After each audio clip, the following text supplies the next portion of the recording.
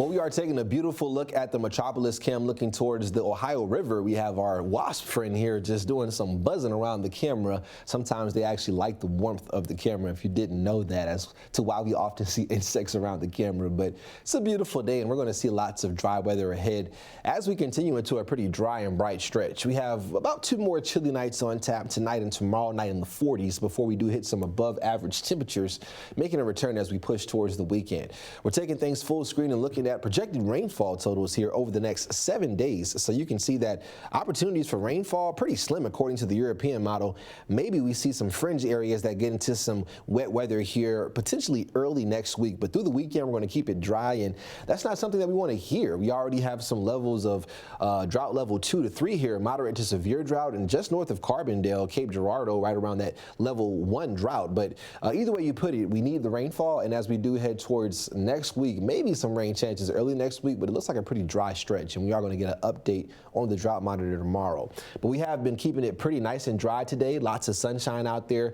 A weak front trying to make it south, but it's going to really break apart here, become more diffuse as it does approach our area heading into the next couple of days. So not really expecting too much interaction with that. We're looking at temperatures for tonight and also just cloud cover and potential coverage of rain as we look through the next 48 hours, looking at future radar satellite and also those temperatures all together. But no rain in the forecast here. So as we head through Futurecast, you'll see that things continue to stay pretty dry as we move through Thursday. Temperatures back near average tomorrow in those low to mid 70s. A couple of clouds that try to make it in as we head towards Friday morning there. And you can also see that kind of approaching from the north and west. So we are going to see maybe a little more cloud cover as we head towards Friday. We'll call it mainly sunny still, mostly sunny. That wet weather staying far to our north and west. Again, trying to make it farther south, but just doesn't have much success through the weekend. Now, as we head towards, say, Saturday and Sunday, we have a few clouds out there, but still feeling pretty warm and above average. And by the beginning of next week, we'll still be tracking the influx of some cloud cover and just maybe